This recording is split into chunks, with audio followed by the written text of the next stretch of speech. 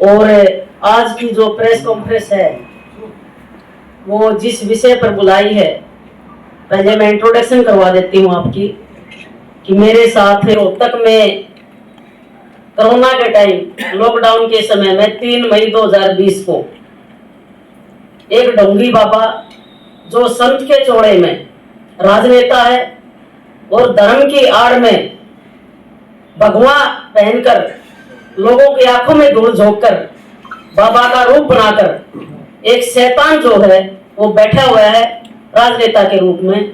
उसने हमारे 250 साल पुराने तपस्वी जो असली संत थे, दलित साधु थे, उनकी समाधियां तोड़कर बड़बा बाहर फेंकवा दिया था।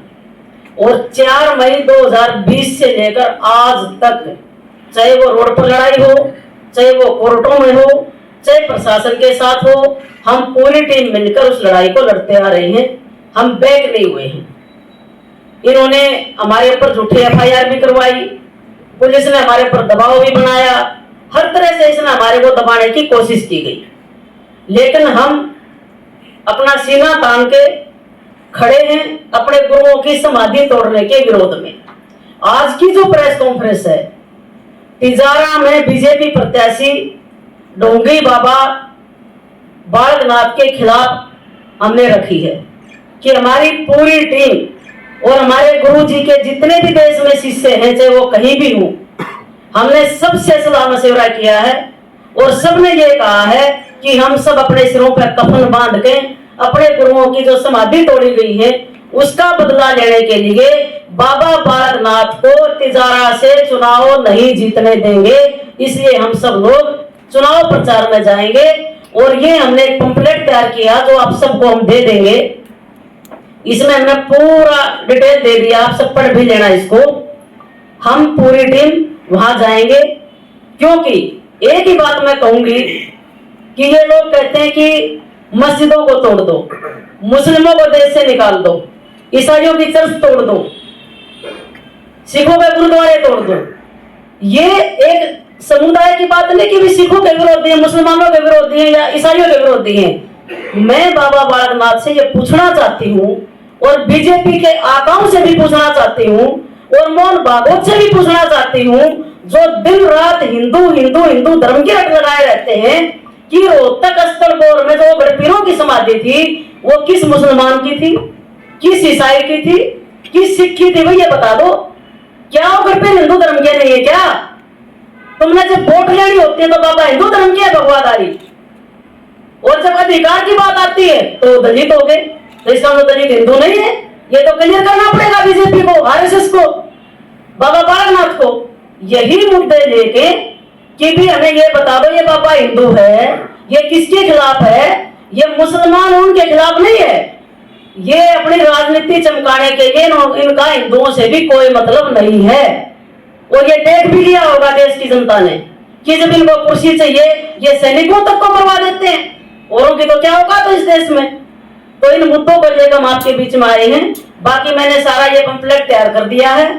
हम जल्दी ही अलवर में भी प्रेस कॉन्फ्रेंस करेंगे, तिजारा में भी प्रेस कॉन्फ्रेंस करेंगे और हमारी पूरे देश के अनुयायियों की जो डेरे की टीम है वो घर घर जाकर वहां के मतदाताओं को बताएगी कि भी बाबा बालकनाथ की जमानत जब्त कराओ और इसको यहाँ से भगाओ। ये हमारे लिए नासुर है। नासुर मस्जिद गुरुद्वारे और डेरे नहीं है, नासुर बाबा बालकनाथ है, धर्म के चौड़े में जो भगवान पहन के एक भेड़िया छुपा हुआ है। इस भेड़िए की असलियत बताने के लिए हम तिजारा जाएंगे। और मैंने प्रशासन को भी, हरियाणा और राजस्थान दोनों सरकारों को चिट्ठी लिख दी है कि ये पैसे के बलबूते, गुंडागर्दी के बलबूते हमारे ऊपर हमले भी करवाएगा, मारने की भी कोशिश करेगा, एक्सीडेंट भी करवाने की कोशिश करेगा। अगर हमारे एक के कार्यकर्ता के साथ कुछ होगा तो उसका अकेला बाबा बालकनाथ जिम्मेवार होगा और कोई नहीं होगा। ये भी चिट्ठी मैंने लिख दी, आपको दे दी जाएगी। अब मैं प्रार्थना करूंगी, मेरे बड़े भाई भारतीय किसान यूनियन के राष्ट्रीय अध्यक्ष, किसी जाति के हैं ना वो किसी धर्म के हैं, और बांट के आपस में बांट के जो है वो वोट बटोरते हैं। और हमारे सामने रोहतक का उदाहरण है कि उन्होंने हिंदू संतों की, हिंदू महात्माओं की समाधियां तोड़ दी, हिंदू महात्माओं की समाधियां तोड़ के संपत्ति पे कब्जा किया। 900 बीघे जमीन इस डेरे की थी और जो सारी की सारी उन्होंने हड़प ली। कुछ पहले हड़प ली और अब जो वहां पे डेरा था, चमरवा डेरा जिसको बोलते हैं, उसकी समाधियां तोड़ के जो हमारे पुराने संत थे उस पे कब्जा कर लिया है। और जो बाबा बालकनाथ है उसके आगे से बाबा तो मेरे ख्याल से हटा ही देना चाहिए, क्योंकि उसने ना तो कभी तपस्या की। जो नाथ होते हैं वो धोने पे तपस्या करते हैं, कोई धोने पे किसी ने तपस्या करते वो नहीं देखे, राजनीति करते हैं। अब राजनीति की में कोई मेरे से ख्याल से कोई साधु संतों को महत्व नहीं होना, कोई उनका दखल नहीं होना चाहिए। अगर साधु संतों भी जो है वो ऐसे करेंगे कि भेष बदल के उनमें जाएंगे तो मेरे ख्याल से देश का भविष्य शायद अच्छा नहीं रहेगा। तो हिंदू संतों की समाधियां तोड़ना हम जनता के सामने जो रखना चाहते हैं, जो ये हिंदू हिंदू करते हैं, हम हिंदू भाइयों को ही खास तौर पे कहना चाहते हैं कि हिंदू कैसे हैं। अगर वो हिंदू हैं तो हिंदू संत महात्माओं की समाधियां क्यों तोड़ दी, क्यों उस पर कब्जा कर लिया, और जो उनको बेचारे हैं उनके ऊपर सत्ता की पावर से मुकदमे दर्ज करवाते हैं। तो ये मौजूदा मेंबर पार्लियामेंट है और दूसरी तरफ एक डेरे का महंत है, बाबा है। तो या तो इधर से रिजाइन कर देना चाहिए या उधर से रिजाइन कर देना चाहिए, एक तरफ रहे ना।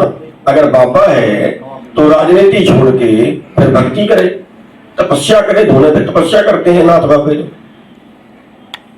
और अगर नाथ बाबा नहीं है फिर इधर से छोड़ दे, उधर जाके अपना काम करे। दोनों तरफ जो रख रहे हैं। और मेरे को तो ये पता चला है कि जो यहाँ पे उन्होंने अपने रहने के लिए मकान बनाया है, वो मकान नहीं ताजमहल बनाया है। डेरे की प्रॉपर्टी से, डेरे की संपत्ति से अपने रहने के लिए यहाँ पे ताजमहल बनवाया है। तो संत महात्मा जो है वो ऐसे जो नाथ हैं, आप कहीं भी देखोगे पूरे देश में, वो तो तपस्या करते हैं, वो तो डेरे में रहते हैं, साधारण जगह में रहते हैं। उनके रहने के लिए कोई ताजमहल थोड़ा ही होते हैं। तो ये बात हम तिजारा के सारे लोगों को जाके बताएंगे और आपके माध्यम से भी, मीडिया के माध्यम से भी हम आज प्रेस कॉन्फ्रेंस इसलिए कर रहे हैं कि भारतीय किसान यूनियन जो है वो एक भाईचारा स्थापित करना चाहती है और ऐसे लोगों का विरोध करती है जो अपने देश को, अपने समाज को तोड़ते हैं या समाज के विरुद्ध कार्य करते हैं। और ये लोग समाज के विरुद्ध कार्य करने वालों में से हैं। ये ना दलितों के हैं, ना ये हिंदुओं के हैं, ना ये किसी और के हैं। नफरत खाली फैलाते हैं, कहते हैं कि मुसलमानों को गालियां निकालते हैं। और कई बीजेपी के नेताओं की रिश्तेदारियां हैं मुसलमानों के साथ। एक तरफ उनके साथ रिश्तेदारियां हैं, दूसरी तरफ हमारे देश की जो भोली जनता है उसको बहकाते हैं। यानी ये सत्ता के हैं, ये समाज के नहीं है, ये देश के नहीं है। और जिस तरह से बीजेपी ने देश को ही सेल पे लगा दिया है वो भी एक बड़ा चिंताजनक है। और सत्ता हासिल करने के लिए कुछ भी करने के लिए तैयार हैं।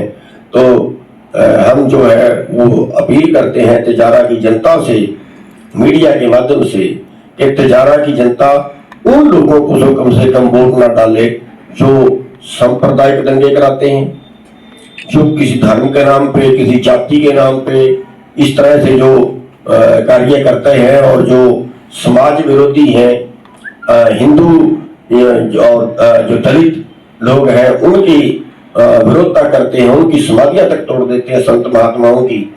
तो ऐसे लोगों को कम से कम सत्ता की कुर्सी पे तो ना बिठाएं, क्योंकि जैसे लोगों को आप सत्ता की कुर्सी पे बिठाओगे देश का भविष्य वैसा ही होगा। इसलिए हमारी अपील है तिजारा की जनता से, वहां जाके भी अपील करेंगे, तिजारा की जनता से वहां जाके भी हम प्रचार करेंगे कि कोई भी अच्छा उम्मीदवार वो देखें, किसी भी पार्टी का देखें, हमारा उससे मतलब नहीं है, लेकिन इनको कम से कम सत्ता में ना भेजें। धन्यवाद। आज कॉन्फ्रेंस करने का जो मुख्य उद्देश्य है,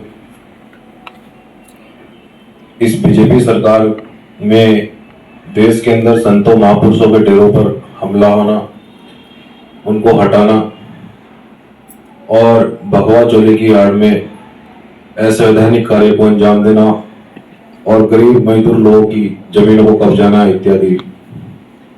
सम्मानित मीडिया बंधुओं, प्रथम पक्ष में आज जिला रोहतक में जो हमारा ओदड़ पीर बाबा सूरतनाथ मंडल स्थल है, ये डेरा बहुजन संतों महापुरुषों का लगभग 250 वर्ष पुराना है और इस डेरे को सत्ताधारी लोगों ने वर्तमान में उस पे कब्जा कर जबरन जेसीबी चलवाकर उस पे कब्जा कर लिया है और जो वहां के पर संत 250 साल से रहते आ रहे हैं पीढ़ी दर पीढ़ी, उनको गुंडे बदमाशी और सत्ता के दम पर उनको वहां से बाहर निकाल दिया है।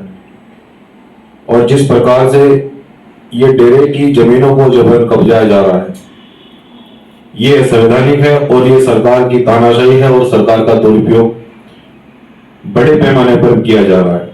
इसलिए भीम आर्मी जय भीम संगठन इन गतिविधियों का और इस अन्याय के खिलाफ मजबूती से हम लोग लड़ाई लड़ेंगे।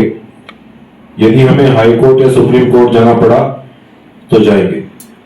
और दूसरा मुद्दा सम्मानित मीडिया बंधु, अभी भाजपा सरकार के द्वारा जैसे कि राजस्थान में जो चुनाव चल रहा है, उसमें गुरुद्वारों को लेकर जो बीजेपी के नेताओं ने जो बयानबाजी दी है और ये कहा है कि गुरुद्वारे देश के लिए नासूर हो चुके हैं।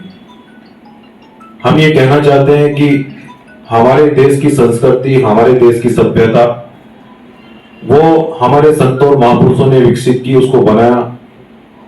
हमारा देश हमारे संतों महापुरुषों के वजह से, उनकी विचारधाराओं से इस देश हमारा ऐसा मात्र देश है जिसकी पहचान पूरे विश्व में है और जिसकी गाथा पूरा विश्व गाता है। यही कारण है कि भारत में दूसरे देश के लोग भी बार बार आते रहते हैं। उनको पता है कि इस देश में ऐसे संत महापुरुष हुए हैं जिन्होंने समानता, बंधुता, भाईचारा, असमानता, छुआछूत की लड़ाई को लड़कर सबको बराबरी, समानता का अधिकार दिया है। परंतु जिस प्रकार से बीजेपी के द्वारा बयानबाजी करके गुरुद्वारों को, उन गुरुद्वारों को जिन्होंने देश की आजादी के लिए बलिदान किया, चाहे गुरु नानक देव जी हो, संत कबीर जी हो, गुरु रविदास जी हो, महर्षि वाल्मीकि जी हो, क्योंकि हमारा देश एक ऐसा देश है जिसमें 100 के 100% संतों महापुरुषों को मानने वाले लोग रहते हैं। और सरकार के द्वारा ऐसी बयानबाजी करना, ये देश की जनता को समझना पड़ेगा कि वो किस प्रकार से देश के अंदर हिंदू और मुस्लिम के एजेंडे को बनाकर हमारे बीच में भाईचारे को खत्म करना चाहते हैं। वो आपस में हम लोगों को लड़ा रहे हैं। हमें इस साजिश को समझना होगा और जनता को समझना होगा कि जो संतों महापुरुषों पर खेल सकता है वो हमारे देश के नेता कभी नहीं जा सकता। क्योंकि आप लोगों ने देखा इस देश में अब कोई अशिक्षित नहीं है, सब लोग शिक्षित हैं। आप लोगों ने वर्तमान में देखा मजदूर किसान का कितना उत्पीड़न हुआ। हमारे मजदूर किसानों के जो नेता चाहे चौधरी चरण सिंह जी हो, ताऊ देवीलाल जी हो, वो कहते थे कि जो देश के जो विकास का रास्ता है वो खेत खलिहान से होकर जाना चाहिए। लेकिन आज तो अडानी और अंबानी के घर से निकल रहा है। क्या हाल हुआ, कितना बलिदान हमारे भाइयों ने दिया। तो इन साजिशों को हमें समझकर हमें बड़े पैमाने पर ऐसी सरकार को सत्ता से हटाना होगा। क्योंकि संविधान में मैं देश की जनता से और खासकर नौजवान युवाओं से मैं एक संदेश और देना चाहता हूं कि लोकसभा चुनाव भी आने वाला है और भी राजस्थान, 5 राज्यों में, राजस्थान, मध्य प्रदेश, तेलंगाना, छत्तीसगढ़ में चुनाव चल रहा है। तो बीजेपी के लोग ऐसे नाटक जरूर करेंगे समय समय पर। अभी तो एक ही नाटक किया उन्होंने, वो और भी नाटक करेंगे। लेकिन मैं देश के युवाओं से खासकर कहना चाहता हूं कि किसी प्रकार से इनकी भावना में आकर आक्रोशित होने की आवश्यकता नहीं है। क्योंकि जब भी देश के अंदर दंगा होता है उसमें गरीब मरता है, मजदूर मरता है। नेता अपने घर में बैठकर टीवी देखते हैं, वो चैनलों पर देखते हैं कितने लोग मरे। उन्हें तब एहसास होगा यदि उनका कोई बेटा भी उस दंगे में चला जाए, तब उन्हें एहसास होगा कि दंगे की कीमत क्या चुकानी पड़ती है। तो इसलिए मैं देश के युवाओं से खासकर कहना चाहता हूं कि किसी भी सूरत में आक्रोशित होने की आवश्यकता नहीं है। आपके पास संविधान में सबसे बड़ा हथियार, अगर तानाशाह सरकार को, दंगे सरकार को हटाने का है तो वो वोट का अधिकार है। आप उस समय जागते रहिए जिस समय चुनाव का वक्त हो। और जो लोग हमारे संतों का अपमान कर रहे हैं, हमारे महापुरुषों का अपमान कर रहे हैं, ये पूरे देश में बीजेपी को भुगतना पड़ेगा, जनता उन्हें माफ नहीं करेगी। धन्यवाद।